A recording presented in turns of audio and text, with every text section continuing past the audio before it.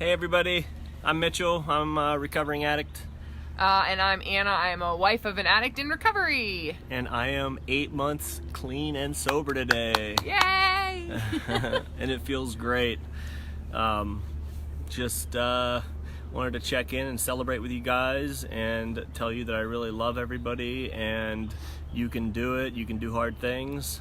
I thought maybe I'd talk a little bit about, I had addicts in recovery a lot of time have dreams of using dreams, and since this was a kind of a milestone for 8 months, last night I had one, and it was, I relapsed on something. I think I smoked weed or something, and in my dream I felt horrible, and it was exactly like it is now. It was my 8 months, and I felt real depressed in my dream. And in my dream, Anna was like, you didn't lose all your time. It was just this relapse. You're gonna get back on or whatever. But I woke up this morning and I felt really down, and I was like, I know it was only a dream, but so to recenter myself and have a great day, and that I sat down and I meditated this morning, positive energy and healing and positive energy meditation, and it kind of restarted my day. But it was kind of cool that even using in a dream made me sick to my stomach. It really shows that I've come a long way, because sometimes people, and I've met some people, recovering addicts or whatever, that they have a using dream and they say it's a freebie, because you're not actually using. But I thought it was really cool that it made me feel anxious and sick to my stomach, even if I dreamt about it. So I think it really shows that I'm on the right path, and I kind of really like that. So Did a very good job. Yeah. I'll tell you, hey What's up, Seth? we love and miss you too.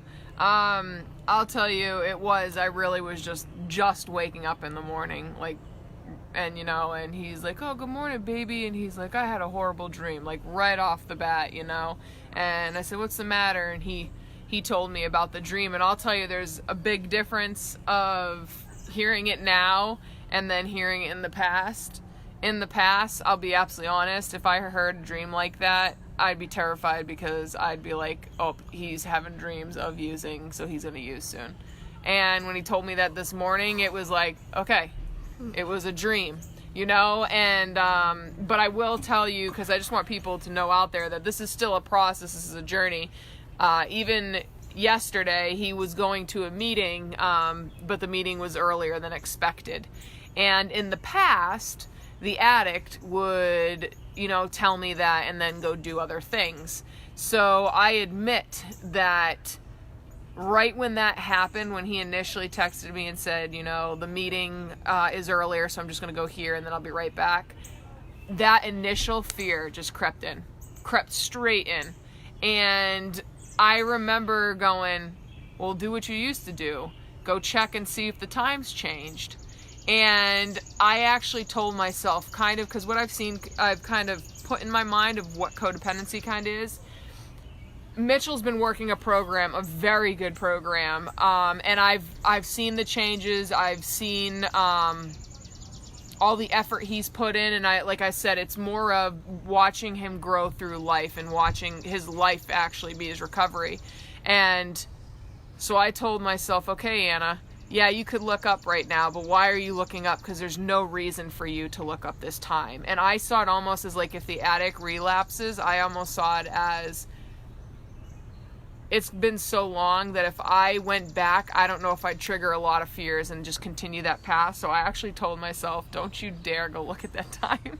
And I didn't, because I started thinking, Anna, is there any reason for you to feel this way? And I said, nope. And I stopped. But I will admit to you, right when Mitchell came into the bedroom, After I got back. Yeah, after you got back, I said, I need to tell you something. And I was honest with them, because that's what I was talking about before too, guys, is that you still want to let them know on the journey and what you go through, you know, because you don't want to keep that a secret or anything. Communication. Yeah, from both communication. people. So I made sure that I told him that, and it was so funny. Mitchell brought up his phone and showed me the time. I was like, you really didn't need to. He's like, no, I wanted to, you know, but it was like, it was just letting him know what still goes through my mind. There's still things that I need to work on, and same thing, both of us. Well, and I think it's good for Anna to let me know that she worked through something, because then I know that there is a lot of stuff tied to just situations that I might not know of. But I told Anna that once I got in the car, so most of my meetings I thought it was at 7:30, and I was like, I'm gonna go way early and get up there and go to like a sporting goods store or something like that. But I got in the car, when I put it in the GPS, I was looking it up to put it in the GPS, and the meeting was at 7, and it took 30 minutes to get there, so I couldn't make it. And instantly, I knew my old pattern. My old pattern was, even before I would have looked the meeting up, though, I would have just lied about going to a meeting in the first place. But I can sense my old behaviors as well whenever things come up. So when I saw the meeting was at 7, and I only had 20 minutes to make it there, and I couldn't make it there, I knew right then to text Anna. She was on a session with somebody, so I knew to text her and say, the meeting's earlier, I'm not going to make it in time, so I'm going to go to Lowe's and pick up this and do this. But I knew to do that because I felt guilty, you know, because I know that's a pattern that the addict wouldn't have cared, wouldn't have said anything, you know. So I kind of played it forward in my head. I don't want to go home and be like, and Anna be like, how was the meeting? And me say, oh, I didn't go to the meeting. You know, so as soon as I found out the time was earlier than 7:30, I was like, I'm gonna text Anna, tell her that, and then so that made me feel way better. But then, like Anna said, she still had to work through stuff as well. It's basically being mindful of what's happened, you know, and just being mindful of each other's feelings and what they're going through. That's the honest to God, the bottom line is just being mindful. You know, Mitchell's knows, because I've communicated him before, that those are things that triggered fears in me, and Mitchell recognized that and made sure that he reached out to me. And the same thing is that I let Mitchell know that I was still working through. So that's why a huge part of it is communication. But just letting this know right now too is, if you're in the beginning and your loved ones starting their recovery and getting sober, it's probably not the best idea to just completely unload on them about all that stuff, because the thing is they need to process what they need to process. And that's why we always talk about how, you know, the addict and the codependent were like this, but when we separate and we work on our own recovery, we're more apt to each processing what's really our part in it. And then we can come together later and discuss, because then you're more mindful of everything going on. But we wanted to also thank everyone last night, because last night was honestly a little bit difficult. I just talked to a lot of people that were struggling, and I admit to it, it still activates parts in me of, you know, just remembering those moments again, and I get very emotional. But it's also truthfully about really people that you love, and because you've gone through that, your heart breaks for them. And that was definitely a big part of it. And I was trying to tell myself, should I go on, should I not? But then it was like, no, I think this is the discussion that does need to be talked about. It needs to be shown what addiction really does cause.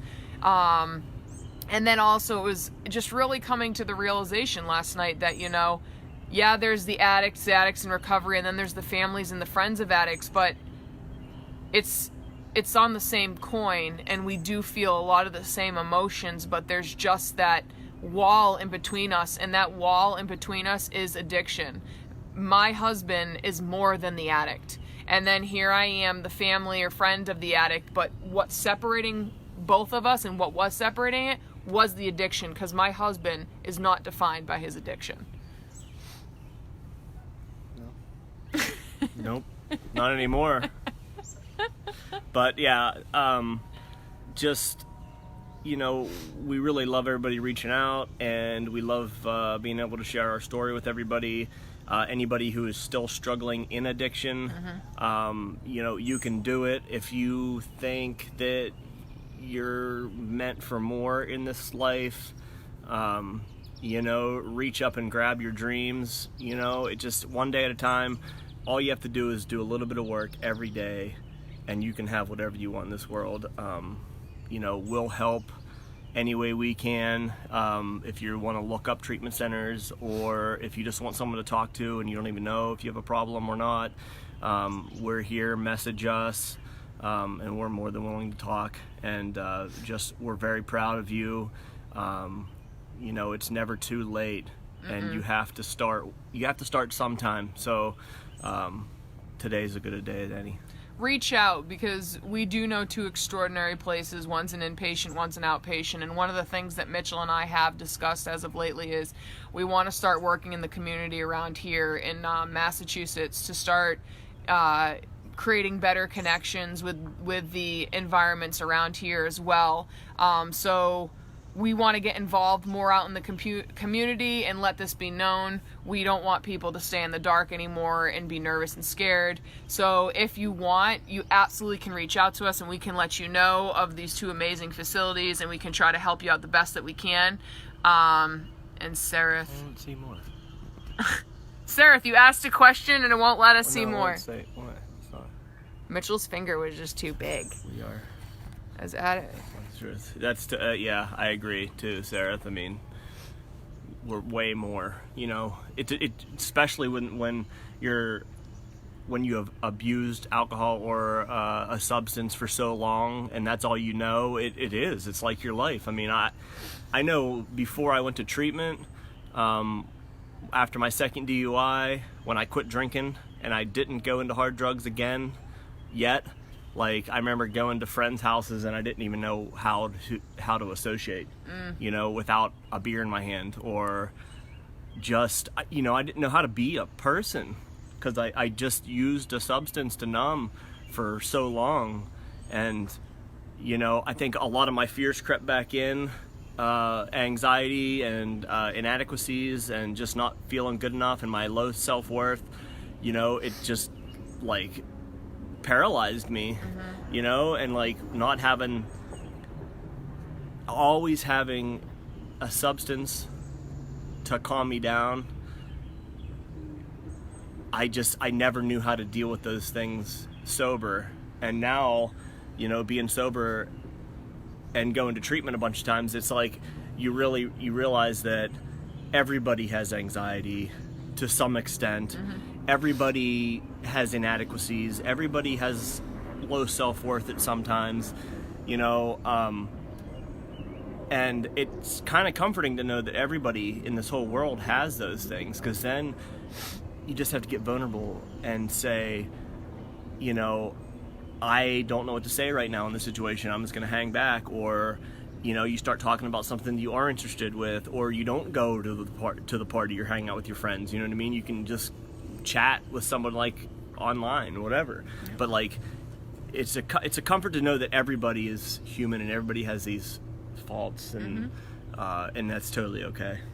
And that's why too, guys, if anybody's out there and you do have more moments where you really don't know who you are, you don't know what to identify, you're knowing, truthfully, sometimes, a lot of the times, I think addicts do know that they're numbing something out. If you feel that way, you feel like there's a portion of you that's lost, you know, and it doesn't even have to truthfully do with addiction, you know, it could do with a lot of things in life. And if you feel like there's a hole inside of you and you feel like you don't belong, or something's just missing, that's what I really wanted to let out last night, is just make sure, just talk about it to anybody. You don't have to. If you don't want to reach out here, that's absolutely okay, but reach out to like a family member, a friend, a loved one, and let them know that pain that you've been hiding away for so long, because I will tell you, that is the start of how it becomes better. You do have to feel great pain before you feel great growth, but I will promise you, if you make that first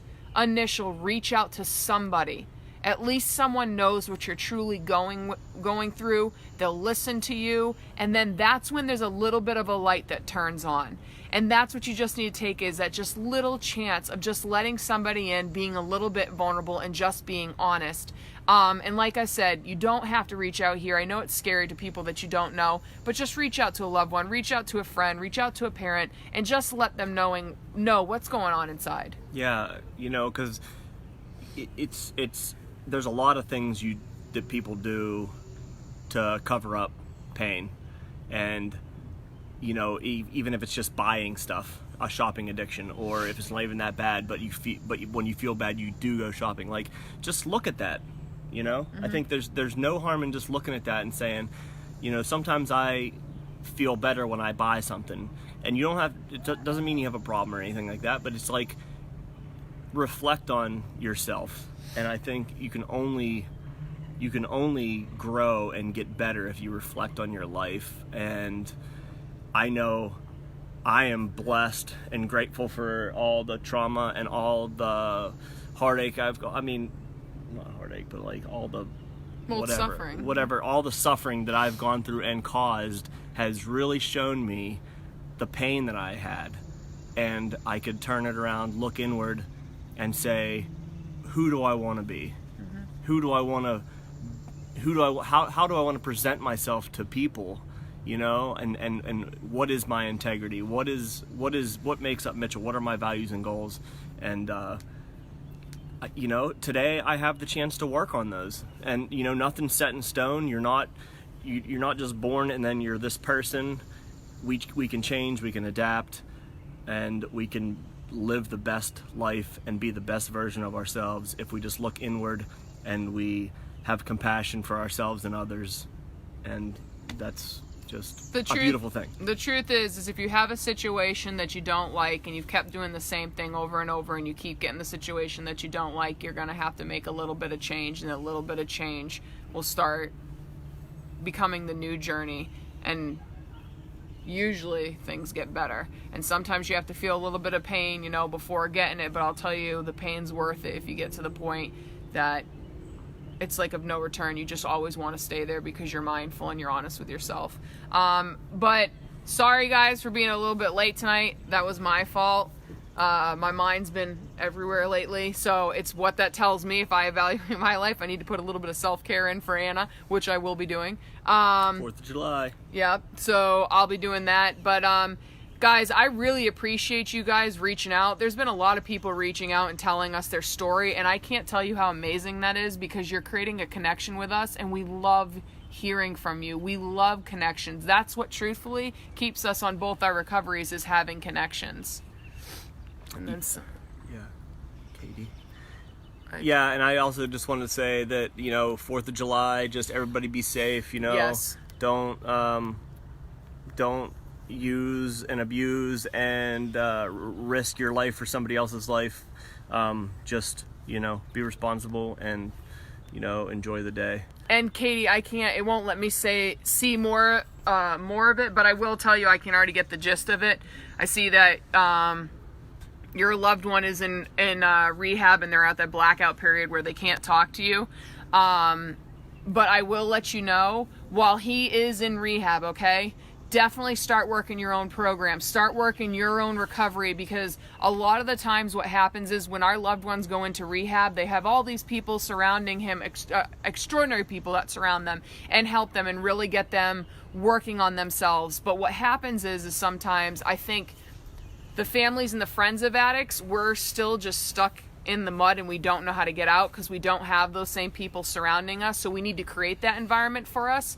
So that's why there's 12-step programs out there for us. You can reach out here. We can share our experiences for you. We're not therapists or anything like that, but what we will do is share our experiences with you, and then you can see, I don't know if they work for you or whatnot, but number one thing I could tell you that definitely helped for me is when I finally started working on myself when Mitchell was in rehab the 3rd time. That's when things started getting better, because I stopped focusing on the addiction and I started working on myself. So while he's in there, take that time, because he's somewhere that's extremely safe now. So people that care about him, he'll take care of them. So now you take care of you, okay, Katie? And if you need anything, you reach out. Yeah, for sure. He's getting all the help he needs. You know, I'm glad that you guys are in contact with writing, but yeah, take the time to take a little bit of a break from constantly worrying about any of his actions or whatever that's meshed in your relationship.